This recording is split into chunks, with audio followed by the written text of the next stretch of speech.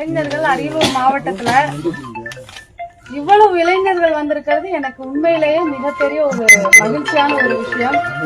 இந்த நிகழ்ச்சியை சிறப்பாக ஏற்பாடு செய்து எங்க ஊர்ல இருந்து இவ்வளவு இளைஞர்கள் நாங்க இருக்கோம்னு சொல்லி முதல்ல இங்க கூப்பிட்டு வந்த இந்த இடத்திற்கு அழைத்து வந்த முருகேந்திரன் அவர்களை மிகவும் பாராட்டுகிறேன்.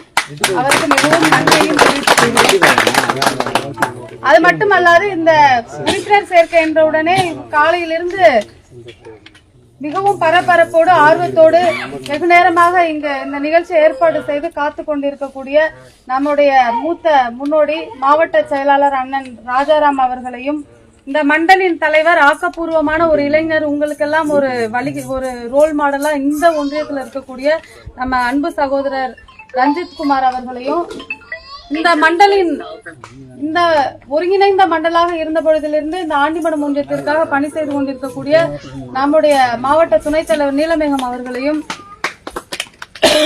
இங்க என் கிராமத்துல இருந்து இவ்வளவு இளைஞர்கள் இருக்காங்க பாருங்கன்னு கர்வத்தோடு, அவர் என்னதான் ராணுவ அதிகாரியாக இருந்த பொழுது பெருமைப்பட்டாலும் கூட அதை விட மிக பெருமையோடு உட்கார்ந்து இருக்கக்கூடிய கனகரான் அவர்களையும், அதன் பிறகு இங்கு வந்திருக்கக்கூடிய நம்முடைய மண்டலுடைய ரொம்ப ஒரு தூணுன்னு சொல்லலாம், அப்படிப்பட்ட நம்மளுடைய பால்ராஜ் அண்ணன் அவர்களையும், ஜோசப் அண்ணன் அவர்களையும், இந்த மண்டலின் ஆக்கப்பூர்வமான ஒரு செயல்களை எல்லாம் முன்னெடுத்து செய்யக்கூடிய மிகவும் ஆர்வத்துடனும் ஊக்கத்துடனும் இந்த நிகழ்ச்சியெல்லாம் செய்யக்கூடிய ஒரு நபர் இருக்காருன்னா அது முதல்ல சதீஷ் அப்படின்னு சொல்ற அளவுக்கு எங்களுக்கெல்லாம் பெருமை சேர்த்து கொடுக்கக்கூடிய சகோதரர் சதீஷ் அவர்களையும், மேலும் இங்கு ஆர்வத்துடன் வந்திருக்கக்கூடிய சகோதரர் மணிகண்டன், செல்லமுத்து, கிருஷ்ணகுமார், வீரபெருமாள், செந்தில்குமார், கோபி, கோபு, கலையரசன், கலைமுருகன், புருஷோத்தமன், ராம்குமார், சரத்குமார், சுபாஷ், மாதவன்,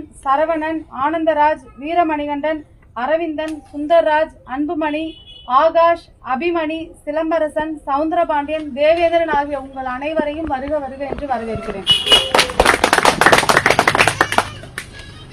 அதாவது இப்ப இந்த நிகழ்ச்சிக்கு நீங்க வந்திருக்கிறது எனக்கு ரொம்ப சந்தோஷத்தை ஏற்படுத்த. ஏன்னா இது எனக்கு எல்லாரும் உறுப்பினர் சேர்றதுங்கிறது ஒரு விழாவாக கொண்டாடப்படக்கூடிய அளவுக்கு சாதாரணமா 10 பேர் தான் நான் கூப்பிட்டு வரேன் அப்படின்னு சொல்லி தம்பி சொன்னாங்க. ஆனா இங்க பார்த்தா ஒரு கடலா உட்கார்ந்து இருக்கிறீங்க, இளைஞர் படையா உட்கார்ந்து இருக்கிறீங்க. எப்பொழுதுமே வருத்தப்படாத வாலிபர்கள் அப்படின்னு சொன்னாலே நம்ம இளைஞர்கள் தான். எந்த கவலையும் இல்ல அப்படின்னு நினைக்கக்கூடிய அளவுக்கு எப்பொழுதுமே முகத்துல இன்பத்தை சுமந்து செல்லக்கூடிய நம்முடைய வருங்கால இளைஞர்கள் உங்களை சந்திப்பதில் மிக்க மகிழ்ச்சி. நம்மளுடைய பாரத பிரதமர் நரேந்திர மோடி அவர்கள் ஒரு வருடத்திற்கு முன்னாடி ஒரு சூள் உரைத்தார். எத்தனை பேருக்கு தெரியும் என்று எனக்கு தெரியாது. எந்த உலகத்திலேயே மிக அதிகப்படியான ஒரு தொண்டர்களை கொண்ட கட்சினா பாரதிய ஜனதா கட்சி, உலகத்திலேயே மிகப்பெரிய ஒரு கட்சினாலும் பாரதிய ஜனதா கட்சி. அப்படிப்பட்ட பாரதிய ஜனதா கட்சியில இளைஞர்களும் பெண்களும் அதிக அளவுல வர வேண்டும் என்று சொன்னார். எப்படி நாம ஒரு இன்ஜினியர் ஆக வேணும், மருத்துவர் ஆக வேணும், நான் ஒரு பெரிய ஒரு கான்ட்ராக்டர் ஆகணும், பிசினஸ் மேன் ஆகணும், இப்படியெல்லாம் நம்ம ஆசைப்படுறோமோ அது மாதிரி நம்முடைய வருங்கால இந்தியாவின் இளைஞர்கள், வருங்கால இந்தியாவின் தூண்கள் நீங்க எல்லாருமே நான் ஒரு பொலிட்டீஷியன் ஆகணும், நான் ஒரு அரசியல்வாதி ஆகணும் அப்படின்னு ஆசைப்படுங்கன்னு சொன்னார். அப்படி ஆசைப்படும் பட்சத்துலதான் இந்தியா வல்லரசாக முடியும் என்பதை நம்ம பாரத நரேந்திர மோடி அவர்கள் சொல்லியிருந்தாரு. பெண்களும் வர வேண்டும் என்று சொன்னார். அவர் சொன்னது போலவே நம்ம தமிழ்நாட்டுல பெண்களை அதிகாரத்தில் வைத்து அழகு பார்த்தவர் நம்முடைய பாரத பிரதமர் நரேந்திர மோடி அவர்கள். இளைஞர்களை பதவி கொடுத்து அரசியல்ல ஒரு மிகப்பெரிய இடத்தை கொடுத்து அழகு பார்த்தவர் நம்மளுடைய பாரத பிரதமர் நரேந்திர மோடி அவர்கள். அப்படிப்பட்ட பாரதிய ஜனதா கட்சியில் இளைஞர்கள் இன்னைக்கு வேற்று மாற்று கட்சியிலிருந்து ஒரே நாள்ல ஒரு 50 இளைஞர்கள் இணைகிறது என்பது, பாரதிய ஜனதா கட்சி சரியான பாதையில் பயணிக்கிறது என்பது இந்த ஒரு விஷயமே போதும். நீங்கள் எல்லாம் எங்களுக்கு உறுதுணையாக இருக்கிறீர்கள் என்பது மிக்க மகிழ்ச்சி. ஏன்னா இளைஞர்கள் தான் ஒரு நாட்டோட எதிர்காலத்தை உருவாக்க முடியும். சாதாரணமா இப்ப அண்ணன் இருக்காங்க, நாங்களாம் வாழ்ந்து முடிச்சிட்டோம், போயிட போறோம் அப்படிங்கிற ஒரு காலகட்டத்துல எங்களை இந்த நாட்டை தூக்கி நிறுத்துறதுக்கு, நாட்டை காப்பாத்துறதுக்கு நீங்க எல்லாம் இருக்கீங்கிற நம்பிக்கையோட நாங்கள் எல்லாம் நாற்காலியில் உட்கார்ந்து உங்களை ஊக்குவித்துக் கொண்டு இருக்கக்கூடிய பணியை அழகாக இங்க இருக்கக்கூடிய மூத்த முன்னோடிகள் எல்லாம் செய்து கொண்டிருப்பாங்க. நீங்க மட்டும் இணைகிறது பத்தாது, நம்ம பகுதியில இருக்கக்கூடிய இளைஞர்களையும் பெண்களையும் அதிக அளவுல கவரக்கூடிய வல்லமை உங்களுக்கெல்லாம் இருக்கு. ஏன் இதை சொல்றேன்னா, எல்லாருமே வாக்குறுதி வாக்குறுதி என்பதை வாயளவுல தான் கொடுப்பாங்க. அதுவும் குறிப்பா திராவிட முன்னேற்ற கழகம் உங்களுக்கு தெரியும் எத்தனை வாக்குறுதிகள் கொடுத்தாங்க, எவ்வளவு பொய் வாக்குறுதிகள், 505 வாக்குறுதிகள் கொடுத்தாங்க. ஏதாவது நிறைவேற்றினாங்களா? நமக்கு ஏதாவது நல்லது செய்திருக்கிறாங்களா? தமிழ்நாட்டுக்கு அவர்கள் செய்ததாக சொல்லக்கூடிய அத்தனை திட்டங்களுமே மத்திய அரசாங்கம் கொண்டு வந்த திட்டம் தான். மத்திய அரசாங்கம் ரேஷன் கடையில் அரிசி கொடுத்தா அத ஸ்டாலின் கொடுக்கறாருன்னு சொல்லுவாங்க. மத்திய அரசாங்கம் வீட்டுக்கு வீடு பைப்பு போட்டா என்ன சொல்றாங்க? மோடி அரசு போடுதுன்னு சொல்ல மாட்டாங்க, ஸ்டிக்கர் ஒட்டி ஸ்டாலின் போடுறாருன்னு சொல்றாங்க. இதையெல்லாம் மடைமாற்றி ஸ்டிக்கர் ஒட்டுற வேலையை அழகாக திராவிட முன்னேற்ற கழகம் பார்த்து கொண்டிருக்கிறது. வீட்டுக்கு வீடு பைப்பு போடுறாங்களே, யார் கொடுக்கறா? சத்தமா சொல்லுங்க, தெரிஞ்சிருக்கும் இல்லையா? யார் கொடுக்கறா? வீட்டுக்கு வீடு பைப்பு கொடுக்கறது யாரு?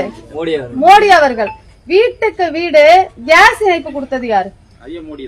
ஐயா மோடி அவர்கள் கொடுத்தாங்க. ரேஷன்ல அரிசி போடுறது யாரு? மாநில அரசாங்கம் அரிசி கொடுக்குதா? தமிழக அரசாங்கம் ரேஷன் கடையில அரிசி கொடுக்குதா? இல்ல. அப்ப மத்திய அரசாங்கம் தான் ரேஷன் கடையில அரிசி கொடுக்குது, அதையும் நாங்க கொடுக்கறோம்னு பொய் சொல்றாங்க. இது மட்டுமா? இளைஞர்களுக்கு தொழில் தொடங்குவதற்கு MSME திட்டங்கள் மூலமாக MSME லோன் எல்லாம் கொடுக்கறாங்க. யார் கொடுக்கறா? மத்திய அரசாங்கம் கொடுத்தாங்க. 900 பஸ் கொடுத்தாங்க, வேணாம்னு சொல்லி ரிஜெக்ட் பண்ணிட்டாங்க. சென்ட்ரல் கவர்மெண்ட் கொடுத்துச்சு, வேணாம்னு சொல்லி தமிழ்நாடு கவர்மெண்ட் எனக்கு கொள்ளடிக்க முடியாது. டெண்டர் கொடுத்தா நான் அடிச்சுட்டு போயிடுவேன். பட்டமான இதை வாங்கி உள்ள விட்டுட்டு நான் காசு அடிச்சுட்டு போயிடலாம். அது அந்த மாதிரி யோசிக்கிறாங்க. அதனால இந்த மாதிரி மத்திய அரசாங்கம் செய்யக்கூடிய அத்தனை திட்டத்துக்கும் ஸ்டிக்கர் ஒட்டுற வேலையை மட்டும்தான் திராவிட முன்னேற்ற கழகம் பார்த்துட்டு இருக்கு. மகளிர் உரிமை தொகை தரேன்னு சொன்னாங்க. மனசை தொட்டு சொல்லுங்க, இங்க இருக்கக்கூடிய அத்தனை வீட்லயும் உங்க அம்மாவோ இல்ல உங்க வீட்டுல இருக்கக்கூடிய எந்த மகளிராவது மாசம் 1000 ரூபாய் பணம் வாங்குறாங்க? யாருக்குமே வரல, அவங்க கட்சிக்காரங்களுக்கே வரல. மிகப்பெரிய வேதனையில இருக்காங்க. ஆமா, அனைத்து மகளிருக்கும் நான் மகளிர் உரிமை தொகை தரேன்னு சொன்னாங்க, யாருக்குமே கொடுக்கல. இப்ப எலெக்ஷன் வரப்போது, அதனால கொடுப்பாங்க. அதனால திராவிட முன்னேற்ற கழகம் மக்களை திட்டமிட்டு ஏமாற்றி கொண்டிருக்கிறது. ஆனா நம்ம நரேந்திர மோடி அவர்கள் சொன்னதை மட்டும் இல்ல, சொல்லாததையும் செய்து கொண்டிருக்கக்கூடியவர் நம்முடைய பாரத பிரதமர் நரேந்திர மோடி அவர்கள். இந்தியாவை உலக அரங்கில் தலைநிமிர செய்தவர் நம்மளுடைய பாரத பிரதமர். 15 வருஷத்துக்கு முன்னாடி வெளிநாட்டுக்கு போனவன் எல்லாம் இந்தியனா அப்படின்னு கேலி கூத்தோட பார்த்த காலம் போய் இன்னைக்கு இந்தியன் என்று நாம் தலை நிமிர்ந்து சொல்கிறோம் என்றால் அதுக்கு முக்கியமான காரணம் பாரத பிரதமர் நரேந்திர மோடி அவர்கள். அப்படிப்பட்ட ஒரு நல்லாட்சியை கொடுத்து கொண்டிருக்கக்கூடிய, வீட்டுக்கு வீடு பைப்பு கொடுத்திருக்கிறாரு, கேஸ் இணைப்பு கொடுத்திருக்கிறாரு.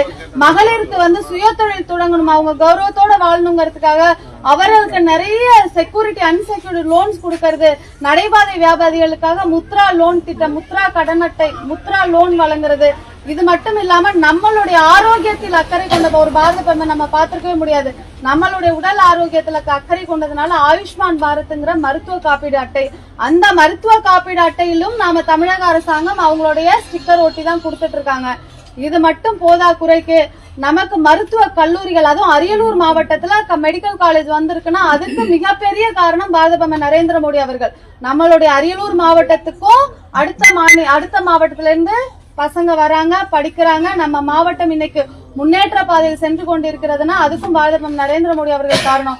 அது மட்டும் இல்ல, நம்ம கங்கை கொண்ட சோழபுரத்துக்கு வந்து நம்மளுடைய மண்ணுக்கு பெருமை தேடி தந்த பாரத பிரதமர் நரேந்திர மோடி அவர்களை அவருடைய பிறந்த தினம் நேற்று, அந்த பிறந்த தினத்தை ஒட்டி நாங்கெல்லாம் நரேந்திர மோடி அவர்களுக்கு துணையாக நிற்போம், தோளோடு தோள் கொடுப்போம் என்று இந்த பாரதிய ஜனதா கட்சியில் இணைந்துள்ள எனது சகோதரர்கள் அனைவருக்கும் எனது மனமார்ந்த நன்றியை தெரிவித்துக் கொள்கிறேன்.